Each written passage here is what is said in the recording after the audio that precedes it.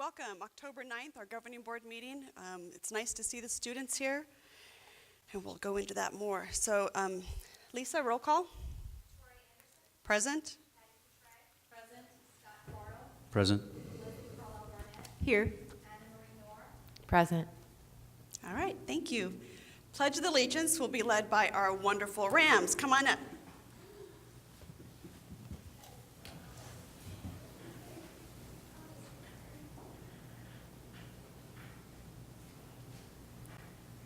Just come up here in the center so the camera will.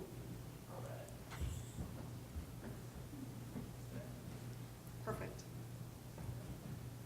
Allegiance to the flag of the United States of America and to the republic for which it stands, one nation, under God, indivisible, with liberty and justice for all.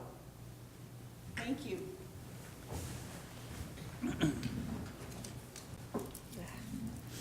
Getting in my face. We have the adoption of the agenda.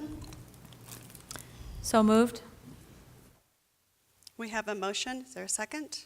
We have a motion and a second. All those in favor? Aye. Opposed? Motion carries. We have the agenda adopted. Okay, that brings us to our call to the public. I only have one speaker card. If there's anybody else who would like to do a speaker card, they're out there in the lobby. Remember to keep it to 3 minutes. Keep your comments appropriate, and board members cannot respond, and we can direct staff to look into the matter. Our one and only speaker card is Joe Holt.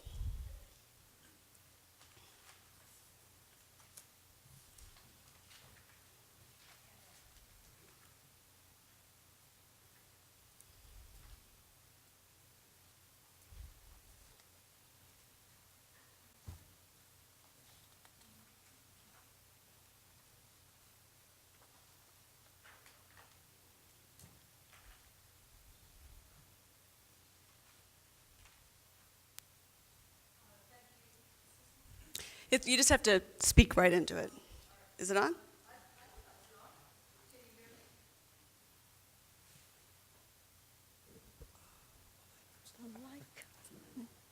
Thank you.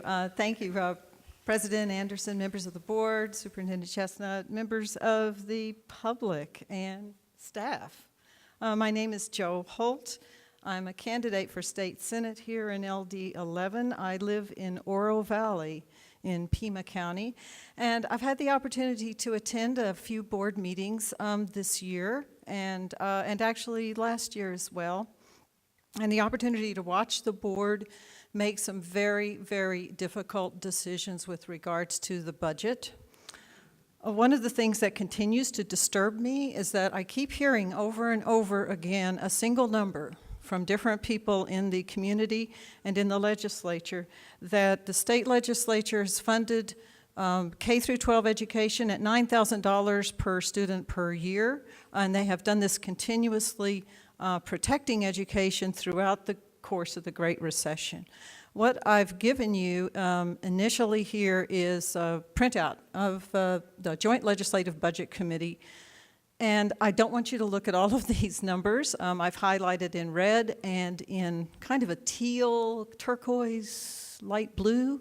If we go to the second slide, I've just taken those numbers and graphed them. I don't know if he'll move it or if I move it. Wonderful, thank you so much. So the number that we keep hearing about is the number at the top. $9,000 on average, and state funding for public education has been protected. This, unfortunately, is not something that the state can take credit for. This includes all funding, federal and local funding, and it fails to include adjustments for inflation as well. The reality of the situation is shown in the red line, which is state funding. This is what the state can take credit for, and you will see if you look closely from 2008 to 2012, a roughly 20% cut in that funding. And on the third slide, the only other thing I was showing is that there's the Center on Budget Policies and Priorities issued their report and an analysis last September, which also showed about a 20% cut in K through 12 education in Arizona. They did this across the United States for all 50 states. Arizona was at the top of that list at that time in terms of the magnitude of the cuts. The Joint Legislative Budget Committee here in Arizona did their own analysis, and they've come up with around 19%. In other words, they're confirming that, yes, was a 20% cut.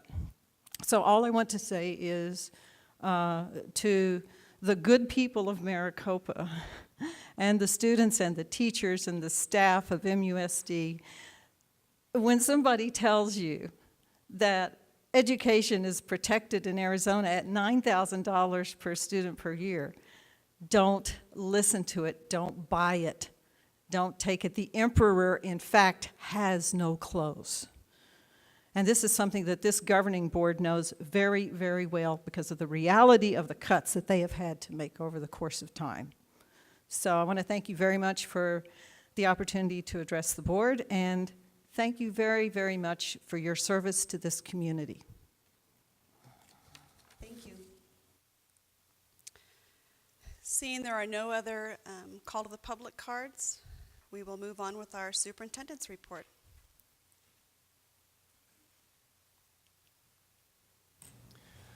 President Anderson, members of the governing board, it's good to be here tonight. I have a few things to report on, and I'd like to start with our student representative report from Sydnee Akers, who happened to bring a few of her friends with her, and I will turn the microphone over to her. Good evening. It's very nice to see you all in your red, looking sharp. At this time, I would like to call up our MHS Student Council and our mascot, Rambo. While they're walking up, I'll let you guys know about a few things that we have. As of, I think it was the 17th of September, we had a proclamation made that this next coming week, so starting Monday, is Paint the Town Red Week. You guys can go ahead up there. Is Paint the Town Red Week, so all week is MHS, Spirit, Pride, all that good stuff. And we got proclaimed that October 18th is going to be Ram Pride Day.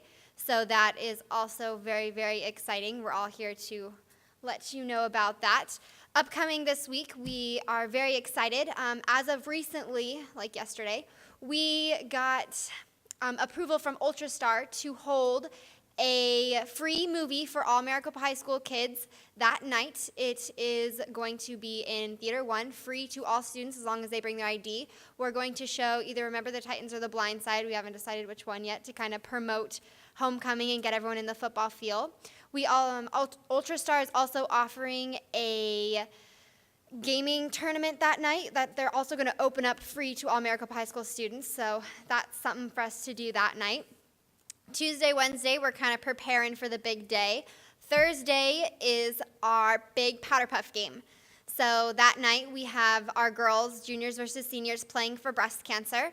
At halftime, we have a pep assembly, so kind of a community-wide, getting everyone involved. We're going to have Miss Maricopa out with a couple of the princesses. We've invited some Boy Scouts and Girl Scouts, and we would like to invite you to come out to our pep rally if you choose to.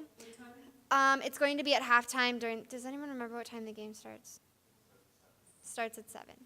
So, yep. Thank you. And Friday is the big game. So we have kind of a shortened day that day. So we have a pep assembly for everyone. And then right after that, we will be let out into the carnival. Wristbands are going to be $10. We have a whole carnival coming out. So we have rides varying from a bungee jump for older kids and mondo boxing and all that good stuff to the little bounce castles for the kids. So after 4 o'clock, wristbands will go down to $5. So that way, as kids start getting out of school, they can kind of filter in and all that good stuff. After the carnival, we have our big football game. We are playing Flowing Wells High School, so we're really excited about that. And then after that, we have the big homecoming dance. Other than that, that's our busy week. Thank you so much. Thanks, guys. So did you introduce Rambo? Oh, We didn't have a mascot when I was an alum. It was so, pretty excited we get, This is one of our two mascots, actually. This is Rambo, our male mascot. He's usually wearing a football jersey, but not for tonight. And we also have another mascot. Her name is Ramette. She is our girl one. So they kind of, he's sad, he's alone tonight, but they travel in a pack. Yes, this is our loving mascot who we take everywhere with us. Well, thank you for being here. I appreciate having Thank you. kids here and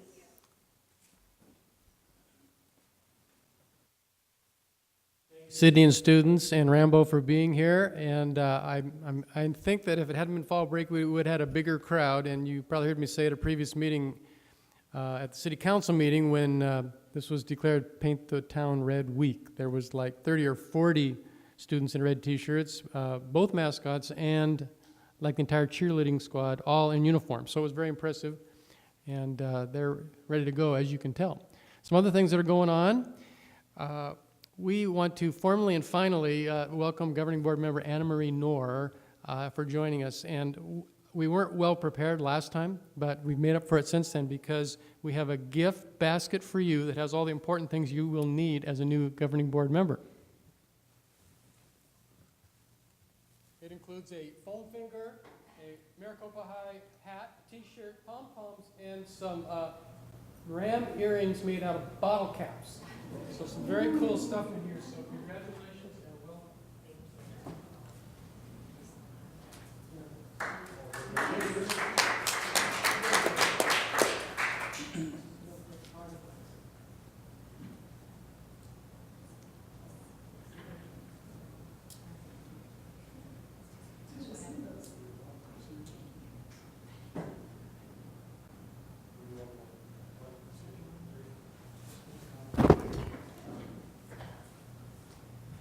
all right, Dr. Chestnut, I did not get earrings or a cap. Basket just gets better as time goes on, so I don't know what will be in there the Wow. next time We're somebody moving gets up. elected. Yeah, it's going to be See? every year it's bigger and better. So we are happy to have you on board, Anna Marie, and that makes it very official. That's and now you right. are in red, so that See? it Now was we're all red. perfect timing. Yes. Since our last meeting, a number of things have happened, and on the 25th of September, County Attorney Lando Voyles presented a check for $2,500 to the Maricopa High School Orchestra. And there is the big oversized check with all the orchestra students, and if you look carefully there in the middle, you can see County Attorney Lando Voyles, as well as Principal June Salaya and Orchestra Director Ivan Poor and Dean of Students Brian Ewing. So it was very nice of him to do that. It was from RICO funds, and I think that the orchestra plans to buy new uniforms for performances. So that was a very cool thing. We appreciated that donation. On the 27th, the Rams defeated Vista Grande 42-0, and I was at that game, and it was really a great game, obviously, for the Rams. I was not there last Friday, but it was also a great game. I believe it was 37-36. Won by 1 point on the last play of the game when they went for 2. So I think the Rams are 3-3 now, so they're on a roll. So very, very exciting. On the 30th, I met with the search consultant for the city manager position. They wanted to hear from different people around the city of Maricopa, and they have a search firm that's in the middle of a national search, and they're compiling that information. So that's a big deal for our city, and I was happy to be involved in that process. On October 2nd, we had our second monthly meeting with city staff, and Mr. Roush, Mr. Beckett, and I met with the interim city manager, and the parks director was there, and Paul Jepson was there. It's a good communication vehicle for us, and we plan to make that a monthly event, and that has been a good communication process. For example, right now we're talking to Chief Stahl about improving radio reception, what we have to do for that purpose for safety inside the high school in particular. There's some spots that we're working on, so that's a good project and kind of a direct spin-off of that meeting. On that subject, you may have heard that we received the federal COPS grant. It was awarded, we were informed a couple of weeks ago, and it will provide 3 SRO officers, school resource officers, one for Maricopa High School, one for Desert Wind Middle School and one for Maricopa Wells Middle School. We don't have the precise timeline, but it looks like it will be beginning next school year. We currently have one SRO at Maricopa High School, and it's a partnership. We pay partially for that position, and the city picks up the other half of that salary and benefit package. So that will continue for this year, but we'll be able to add 2 additional positions with this grant, and I believe I know it's at least a 2-year grant. It might be 3 years. 3 years, yeah. So that's going to be a good deal. So we're looking forward to getting that in place. We'll give you more information as it becomes available. And then I have told you about our Race to the Top federal grant. It was mailed on October 2nd, and thank you to Howard Zolte. Howard is our consultant, and he's working for free. He is not being paid for his services, and he's got at least 100 hours into this thing. It's impossible to get an answer from him as to exactly how many hours he has in there. My guess is he doesn't really keep track. He does this as a hobby, pretty much, but it's a very demanding hobby, and I think you could easily have 200 hours in this thing. I mean, it has been labor intensive, but you'll notice some changes on here from the last time. The estimated funding, it's a $10 million application, and we had hoped to have a grant partner. Grande was part of the original proposal, or the one that was almost mailed. Their board policy says that the board has to vote on final grant applications. The grant application was finished on about, I think it was September 30th. It was like 2 days before it was mailed. And they had a special board meeting, and it did not pass. So I thought that was it, because this was it was about a 200-page application that Howard had put together, and I thought, well, it's, have to mail it on the 2nd. It's due the 3rd. We sent it overnight, and I thought that was it. Well, Howard Zolte is not the kind of guy that gives up easily, and Howard, I think, worked like around the clock. I don't think he slept very much for about a day and a half, and he, that original grant application was very intertwined, as you can imagine, between 2 districts, but he totally separated it out, made it just for Maricopa Unified, and we submitted as a single application. So we'll see what happens, and it'd be wonderful if this was awarded. Why did Council Graham not approve, though? Why didn't they? I don't know. I haven't had a chance to talk specifically with Frank Davidson about it, so I don't know for certain. And next up, last Wednesday, October 2nd, we had a early release professional development day like we do on every Wednesday. The high school only does that actually twice a month, but they go for a longer period of time on those 2 early release days. Anyway, the PE teachers met, and Wade Watson, our new director of curriculum instruction, met with the PE teachers, and they talked about the low ropes course. As you know, as you could tell from the financial report that Mr. Rausch submitted tonight, we have pretty much finished all of our capital projects that were outlined about 1.5 years ago. And the only one on there that hasn't been finished, that was identified by the board about 1.5 years ago to be completed, was the installation of a low ropes course. So we've been looking into this and doing a little groundwork, and just in talking to President Anderson, we decided, we really need to make sure we have some staff buy-in on this thing, which I think is true. We don't want to, build something that our staff isn't interested in using. And so we thought, we'd start with the PE teachers as kind of the foundational group to a ropes course. Other staff certainly can use this once it's installed, but it would be very natural for PE teachers. So anyway, Mr. Watson met with those PE teachers. They talked about the possibilities for a low ropes course, and he asked them those 4 questions. Do you want a low ropes course for MUSD? Would you use a low ropes course as part of your PE class? Would a low ropes course benefit your program? And if trained to be a course facilitator, would you be willing to work with outside groups? And the answer was yes. It was pretty much unanimous. There were a few good questions like, well, we need slightly more information, and what would the training be to be a course facilitator, and exactly what does that curriculum look like? Some information we can provide answers to. But I mean, the good news is I think PE teachers, they've been talking about this for several years, so they continue to be very interested, and we still have some, we have some new teachers in that group, so I think it was an important question to ask them. And we certainly recognize that other teachers can use it too, like I said, but I think that's a good vote of confidence. So we're going to start moving on to kind of the next phase, and that would be what would it cost to install it, and where would we install it, and all that kind of stuff. So we'll be bringing you more information on that. I want to check off that last project on that list. It would be. On Saturday, on the 5th, Just for clarification, that, it was a list of potential capital items, and then there was a list that was approved and a list that maintained as potential future items. right, So, okay. yes. So that item was not approved. Well, I don't know, it was before my time. My understanding was that it was one of the approved items. That was my understanding. That, I'd be happy to go back and look at the minutes on that, see what we approved. Sure. On the 5th, we had our quarterly newsletter in Mailboxes as an insert to In Maricopa News, and I put a hard copy on your computer keyboard, and that went out to 20,000 households.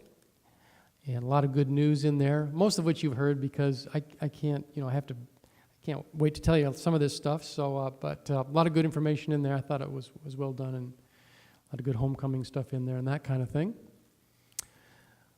Also, on the 14th, once we get back from fall break, registration will begin for grade 6 intramurals. And Corey Nienaber, our athletic director, district athletic director, has been working on this project. We are going to start with cross country for boys and girls, and then in the winter we will do, I believe, basketball, and in the spring soccer, I think is the plan. And competition between our 6 elementary schools. It should be fun and interesting, and we, I believe, have coaches lined up at each school, and it should be a fun activity. You got to have a good, you got to have something to look forward to if you're a 6th grader at the elementary school, and so getting to participate in these intramurals is, I think, going to be a good thing. So. We're looking forward to that getting started, and I'll keep you posted on that progress. And then Sydnee and the students did a great job of talking about homecoming week. In case you missed that, this whole next week is Paint the Town Red Week, and that was declared by the City Council. Business decorating contest. On the 17th, Sydnee mentioned the Powder Puff football game. And if you have questions about any of this stuff, contact Bernadette Rusinello. There's her email address there. She is the advisor to our student council and leadership class, and she can provide any information you might need. She also has information about the carnival in the courtyard at the high school on the 18th. And then that evening is the football game, as Sydnee mentioned. Also, of course, that's part of Stagecoach Days. It's kind of cool that those events coincide, and so that really gets going on Saturday, I know, the 19th. So we'll continue the tradition of using our school buses as shuttles, and the city reimburses us for those, and our drivers do a nice job of doing that as a service, and they get paid for it, but it's still, I think, a good partnership with the city, and it seems to work really well. And there's a picture of the booth from last year, and we plan to have a booth at Stagecoach Days to publicize the good news about MUSD. So it's going to be a big week coming up. And I think that's it. Thank you. Thank you, Dr. Chestnut. That brings us to our governing board member reports. Anybody?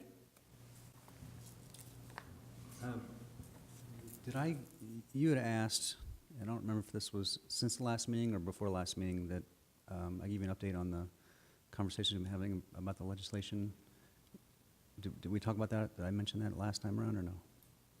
I don't think you mentioned it. I think I asked you to. Okay, so I would like to give a brief report on, just to let you guys know, Dr. Chestnut and I have been in discussions with Representative Smith, as well as Paul Jepson has been lending us some of his expertise, who's the public affairs director for the, not public affairs, but governmental affairs for the city, about if and how we can navigate the political process to affect some legislative changes to instill some accountability with the statute that allows school districts to bring buses to other districts. So one of the So we're in that process, and happy to answer any questions you guys have, but more to come, so. It's always good when we talk to our representatives. We got to get them in our schools. Thank you. You're welcome. Any questions for Mr. Bartle? Okay, I do have a couple things. I did go to Santa Cruz's Elementary's first awards presentation, so they were pretty excited.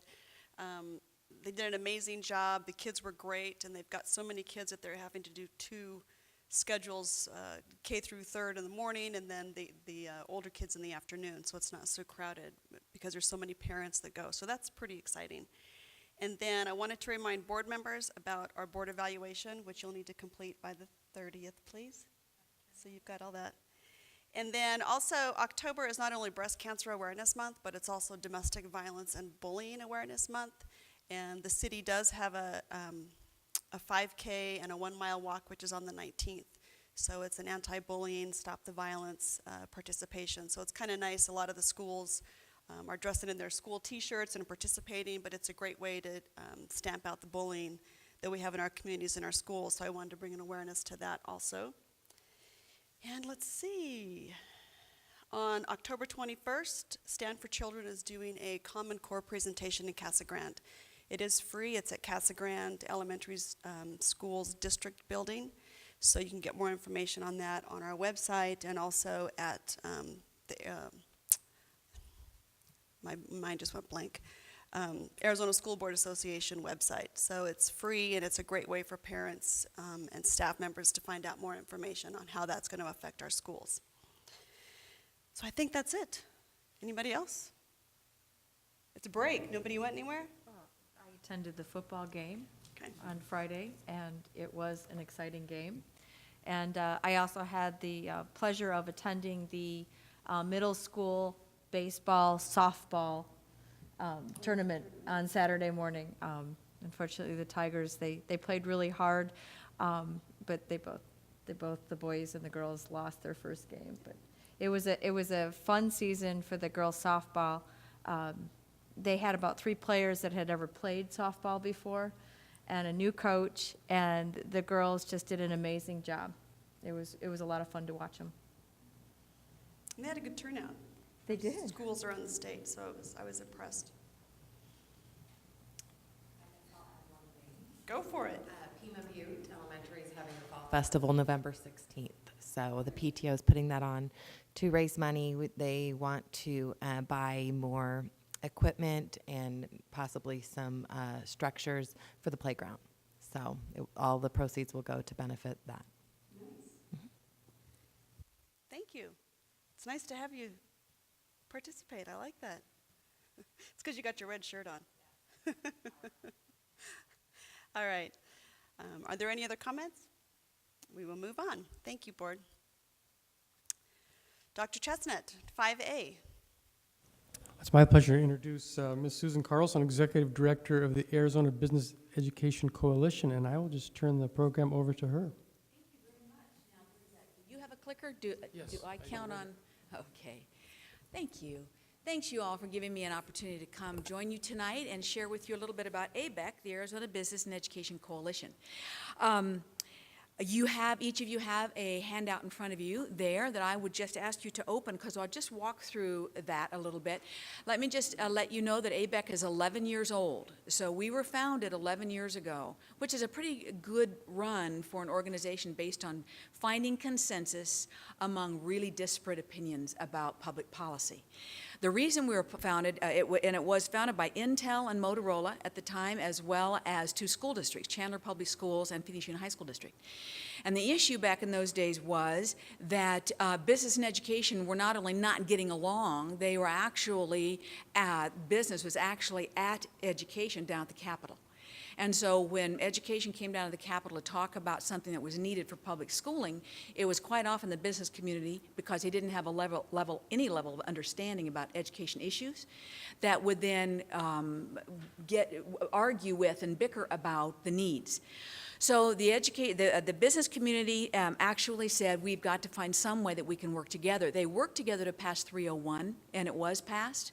And the business and education interests actually said, you know, there's a lot more power in trying to find common ground and working together to affect change rather than fighting with each other. And so they formalized that whole process, and that was 11 years ago, and they still are together. So I think that's pretty admirable, and we still have a lot of the same original members of ABEC that are still with ABEC. This is our mission statement. You'll see some things that just pop out, and I highlighted in red around being a sustained collaboration. 11 years. We say we're focused on K-12 public education. We say we have linkages to pre-K and post-secondary, and the workforce. That the issue is really a pipeline issue. Nonpartisan forum to educate others. So it's educating legislators about educational issues, educating the business participants and business members about the conditions and the issues around public education, and getting them in the schools. President Anderson, that's one of the things that we have a members-only activity that actually is Shadow the Super. And we pair up our business partners with superintendents to come spend the day. We also pair up legislators with superintendents to come spend the day to find out exactly what the implications are of those policies they're passing down there at the Capitol, how they actually play out in the schools, on the ground in school districts. We link student achievement with economic development. That is this whole issue around pipeline and where Arizona is going to be for its economic future is linked actually to preparation of our employment base. We are a nonprofit. We're supported solely by memberships and sponsorships. So I'm so pleased that you all are thinking about or have talked about becoming a member of ABEC. You'll see that we don't endorse candidates. We're really, walking this nonpartisan line. But it is the only statewide membership organization that actually brings business and education together. And we have a number of events that actually you as members sit in the room with business community and have a chance to kind of talk about what's going on down at the Capitol or what we need to be doing in the state. We have a pretty simple strategic plan that is based on student achievement.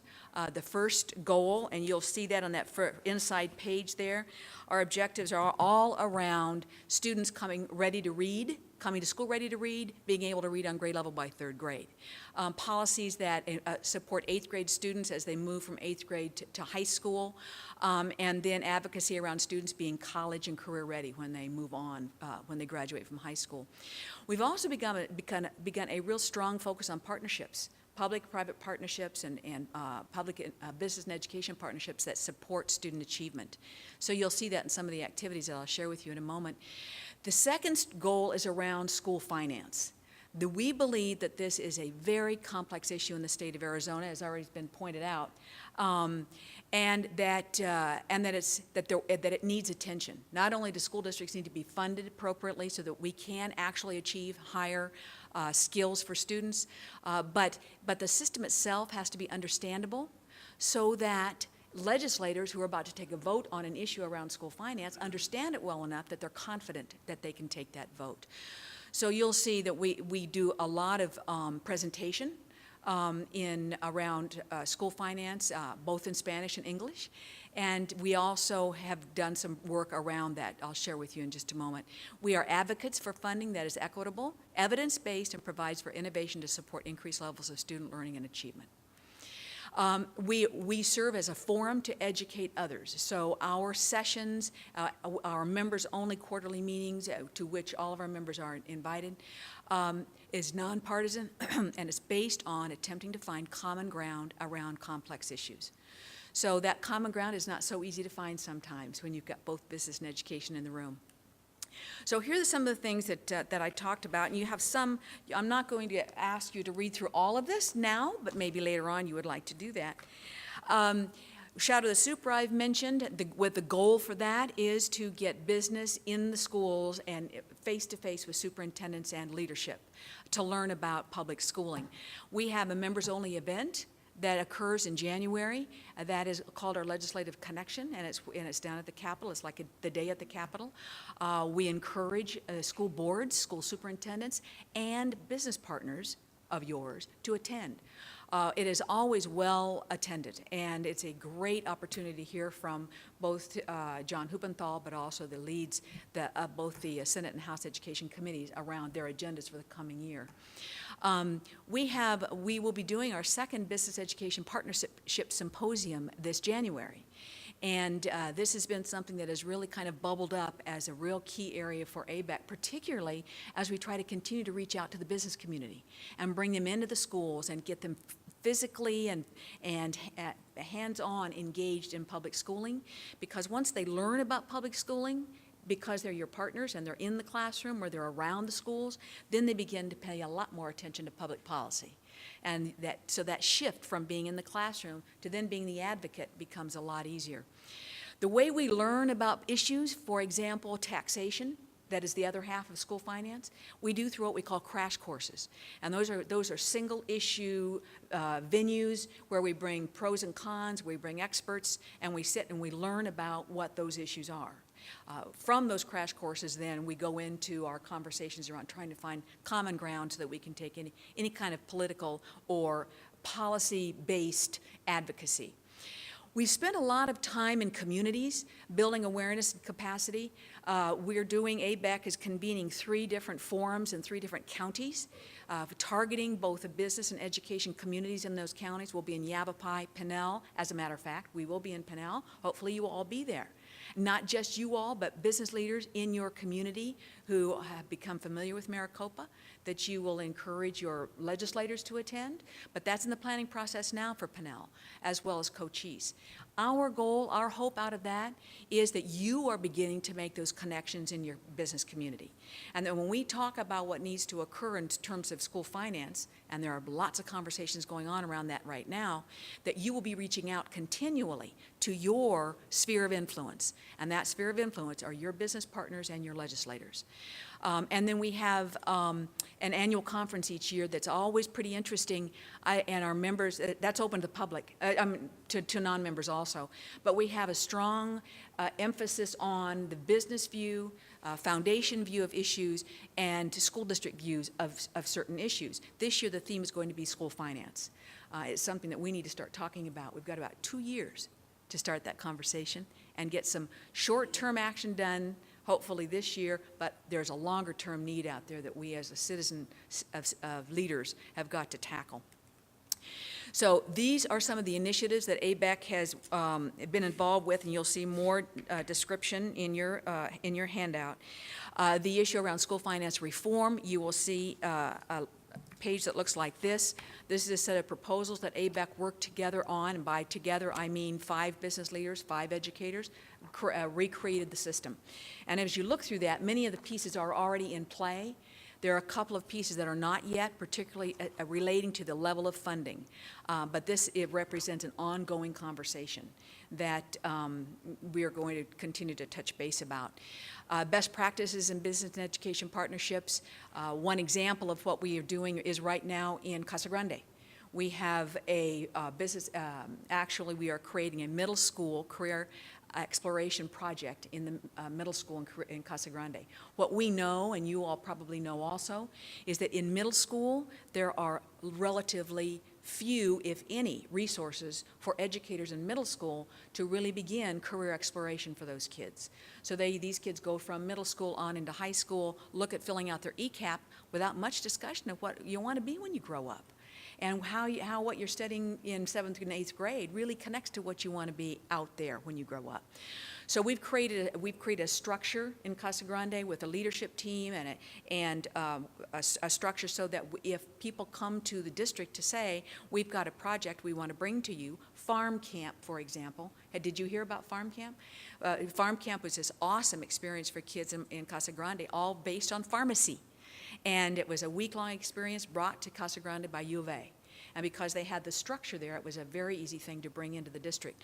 So we will be expanding that to another community this next year. And then advancing toward college and career readiness is something that we got started on some time ago, and we really believe actually can help us continue to work toward closing the achievement gap. It's a partnership that we're facilitating between ADE and the ACT. The effort here starts with looking at the gap between students who are on the ramp to college and career readiness and those that are not. So I don't know how many of you have seen this chart right here, but the ACT, a subcommittee of the ACT called the NCEA, National Center for Educational Achievement, did a crosswalk between the Ames assessment and the scores necessary for college and career readiness. Now, I'm assuming there's a little light on this. Is there a light on this? There it is, right there. So if you look at the college and career readiness target right there, I'm going to say grade 3, the college and career readiness target based on the ACT products right there is 488. Arizona's Ames scores, you have to have a 431, and that meets expectations for Arizona kids, but you'll see how far off we are from college and career readiness. So we have been accepting in this state meets expectations for graduation for kids, and they go on to post-secondary and realize that they're really not prepared at all, because to be college and career ready, these are the scores that they need to be having to be college and career ready. So that data right there has really driven ABEC forward in trying to do everything we can to encourage closing that achievement gap and ratcheting up rigor in Arizona. After they did this assessment, then they looked at school districts of like demographics to compare their performances on closing the achievement gap, and they identified schools that are higher higher performers. You have some schools you have a school that was a higher performer this last year, and I will hold up. This is the document that describes that entire project. There were out of that project, there were 9 schools that were higher performing in every single area tested by Ames test. There were 144 schools that were higher performance in one content area tested by Ames. So what we want to do is continue to recognize those schools that are closing the achievement gap, and this is an effort to do that. So that's one of our efforts right there, shining the light on best practices. What is it that enables those schools to outperform their peers? And that is a report that will eventually be done by the ACT. So we know these things are all connected. We know that jobs are out there for youngsters who are prepared. We know that has a lot to do with economic development in this state, that our state is making decisions now about the future that we want for ourselves and for our families and for our children. And so we believe that this work is important to that, and we know this is important to post-secondary education and to remediation. So we invite you to join ABEC. There are lots of opportunities for you to network with business leaders and to learn together. And I am here to answer any questions for you about the organization, about things that we do. I encourage you to put that on your calendar and join us at the conference.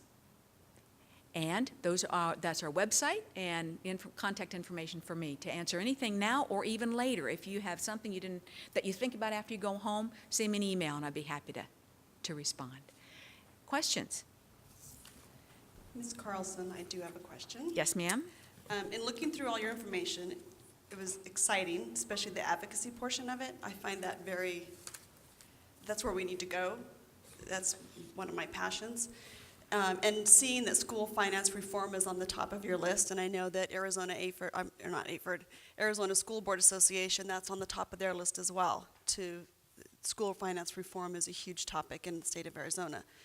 Do you work collectively or partner with the School Board Association so that we have a bigger voice? Okay. In fact, we have a policy committee.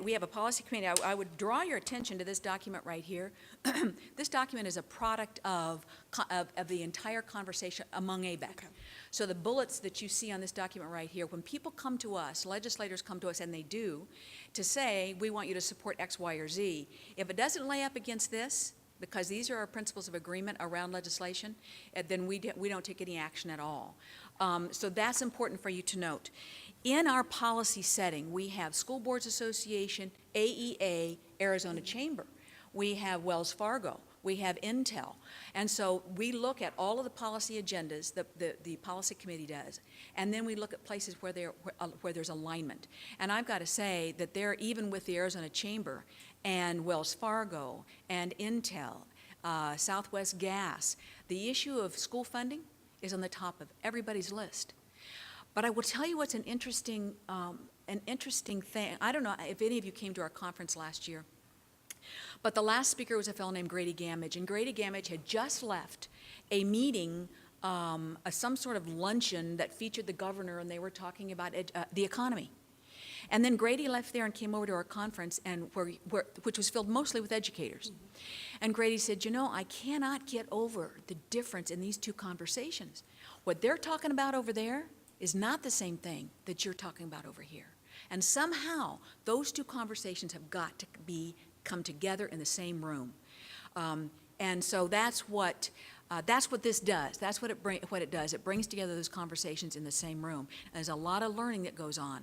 And not everybody gets everything they want in those conversations, but it is a great and healthy conversation. And yes, the School Boards Association, as well as others, are all part of that work. Nice. No, it's exciting. We did attend the conference because Pima Butte received an award. Yes. So Dr. Chestnut and I attended. It was very well presented. Good, thank you. Very well presented. So on the back of this document, you will see our board. You'll see the names of our board. We try to keep parity between educators and business. We are the only organization like that in the country. There are a couple of other abecs. There's an Oklahoma Business and Education Coalition. There's a Texas Business and Education Coalition. Neither one of those organizations have educators at the table as equal partners. They are subcommittees, and eventually the educators go away. And so in this setting, we have educators equally at the table because we feel it's important that both voices carry equal weight. You'll see the membership down at the bottom there, and it's always this interesting balance between business and education and, you know, hearing what the issues are. What are you willing to give up to get there? Right. No, I was very impressed. Thank you. Other questions? Okay, well, it was good to meet all of you. Good luck with painting the town red. You all look, as I said, very festive this evening. I even wore my own red shirt. Thank you for letting me come. Thank you so much. Bye-bye. Appreciate it.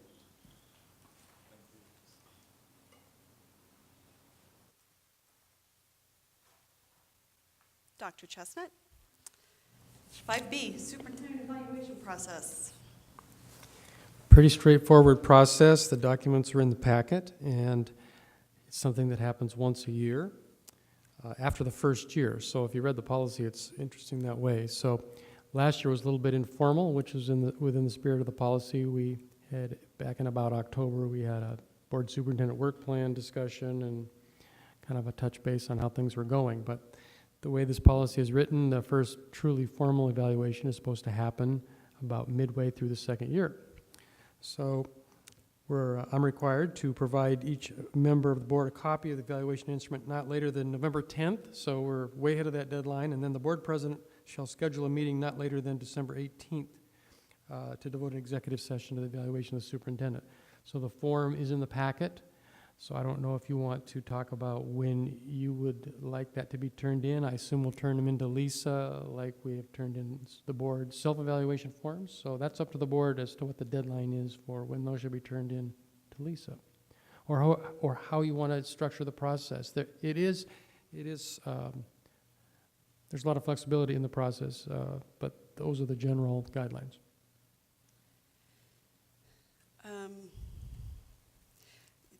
Can we discuss now some options? Yes. Is that part of because I know it's under the whole agenda item. In talking to other schools, and we've done this, it can be an informal where we just talk in executive session, or we can fill out the form. So I guess that's what the board needs to find out. It's a nice template to look at. So do you want to fill that out, or do you just want to have the verbal discussion in executive session? That's my two questions, I guess. What are your thoughts, Mr. Bartle? I think we should do both. I think we should Okay. fill it out, and so we can think about it independently and then have some discussion collectively. We want to set a date to send that to Lisa?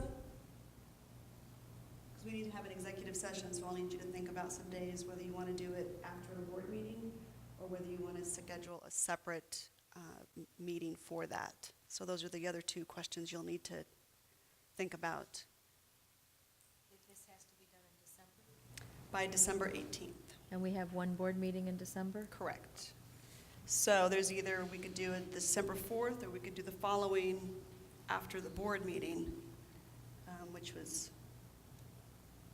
December 11th, I believe. That's the annual conference. November, right? We don't need to wait till December. Right. So, Well, we have one meeting in November, which would be the first, would be the second. I suggest that, President Anderson, you look at what's happening in the next couple of board meetings, and the lightest one that we have, throw it on that agenda, and we'll make it happen. So you do want an executive session after a regular scheduled board meeting? Will that work?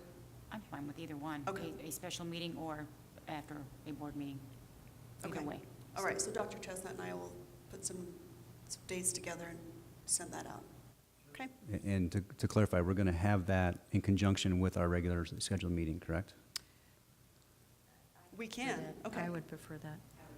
Okay, so it would just be after the regular scheduled board meeting. Okay, that makes Well, it's- sense. Go ahead. Executive session is part of a regular meeting. It wouldn't be a separate meeting. Right, it's on the agenda, correct. Okay, And then, do we have to choose a date then to get the evaluation forms back? I mean, Says no later than the 10th. to Lisa? Before you, because I mean, if it ends up being, we have that executive session in the November meeting, then we really need to get these done to Lisa by the end of October. If we do it in December, then we have a little more leeway. So let's have the forms to Lisa the Friday before the board meeting. Lisa, does that give you enough time to consolidate 10 questions? Okay. Does that work for everybody? So yeah, or we could just say by the end of October, by October 30th. Can we get it in there by then? It gives you plenty of time to think of it, and that way, whether it's November or December, it'll be done. Sounds good. Okay. So by October 30th, if you can also not only have your board evaluation done, but also the superintendent filled out and get that to Lisa, and then we'll figure out which meeting, whether it's November or December, has the lightest agenda items. So, okay. Does that give you enough information, Dr. Chestnut? All right. So that brings us to our consent agenda. No, that was moved, if there was an addendum to the agenda, that was moved into the consent. Wait, In my board docs, it's not. sorry, no. I'm looking at the annual report. No, the monthly report. Sorry, Mr. Roush, I didn't mean to skip over you. 5C, the review of the monthly financial report for August of 2013. Anybody have any questions? I didn't have any. Dr. Chestnut, any? I think it'll look pretty good. Okay. There's a page that's always included on capital projects on C1. Record of that.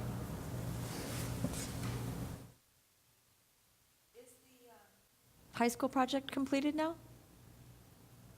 No, it's in the final stages. They're opening up the multi-purpose room with 3 garage doors. And they're doing it Mr. right Ashton, now. use the mic, please.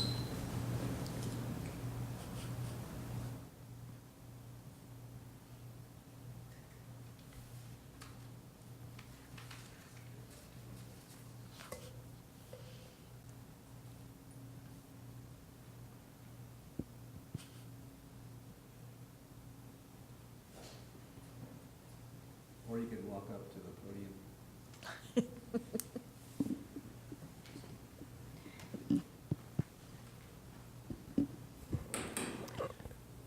President Anderson and members of the board, Dr. Chestnut. I was over there today at the Canopy project, and right now they're finishing up the, opening up the multipurpose room. There's 3 big garage doors that are going to be opened up as windows, and they're doing that right now. It was a little bit windy conditions today with the Masons, and so they were having some interesting times. So they are working on it. It was hopeful that we could get that thing completed and knocked out by the time the kids come back, but we do have some inspector issues, and so we may get two of the garage doors completed, but the inspections are, because of their load-bearing walls, are a little bit more intense than the contractor thought they were going to be. So. Thank you. Thank you, Mr. Rush. Okay, any other questions? All right, moving on. Now we'll go to our consent agenda. Do we have any motions?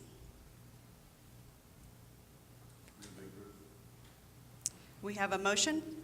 Is there a second? A motion and a second. All those in favor? Aye.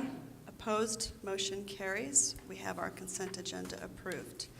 7A, HR schedule. Mr. Beckett. Thank you, President Anderson, members of the board. We have a short, brief personnel schedule tonight, but I'll take your questions if you have any. I'm not used to it being so short. Sorry. That's it? We'll work on that. I have one question. Sure. Number 68, what's an overload stipend? Yes, Member Carla Burnett, overloads are given to staff members whose class load exceeds what their typical schedule would be. This typically works for our high school and middle school people. They teach maybe a 5-period day, and then they add a 6-period onto their schedule, and we do pay them for that. That's a very good definition. Okay. Thank you. You're welcome. Move to approve the HR schedule? We have a motion. Is there a second? Second. A motion and a second. Any discussion? Okay, all those in favor? Aye. Opposed? Motion carries. Thank you, Mr. Beckett. Thank you. 7B, discussion and possible approval of first reading of updated policy B 1700, BEDB, the agenda. And if you'll notice, it was changed as per our policy. So Dr. Chestnut, did you have any comments on that? No, there's, I believe, 5 policies, and this was the one that we had amended before, so we fixed that to make the new changes align with the current wording. So that should clear that up.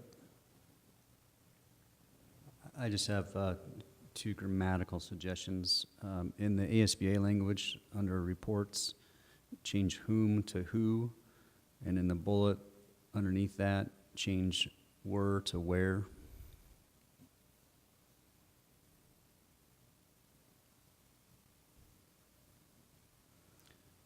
See, Mr. So the- Bartle, that's what we need you for our wordsmithing.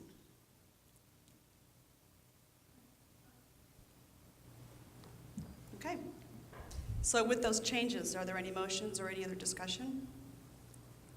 Move we approve with those 2 changes. Okay. We have a motion Second. and a second. Discussion. All those in favor? Aye. Opposed? Motion carries. 7C, discussion and possible approval of the first reading of updated policy C 0300, CBCA delegated authority. Mr. Bartle, any wordsmithing? Move to approve. We have a motion and a second. Any discussion? All those in favor? Aye. Opposed? Motion carries. 7D, discussion and possible approval of the first reading of updated policy C 600, CBI, evaluation of superintendent. Move to approve? Second. Motion and a second. Any discussion? All those in favor? Aye. Opposed? Motion carries.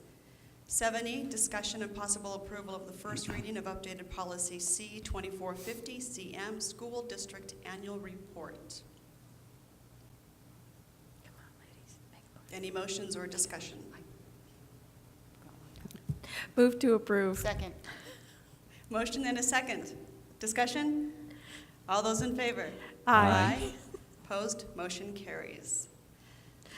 7F, discussion and possible approval of the first reading of updated policy D 2750, DJE, bidding, purchasing procedures. Any discussion or motions? Move to approve. We have a motion and a second. Discussion? All those in favor? Aye. Opposed? Motion carries. All right, that brings us to item 8, adjournment. Move to approve. We have a motion Second. and a second. Any discussion? No? All those in favor? Aye. Motion carries. It is 7:30. Have a great week. Enjoy the rest of your break.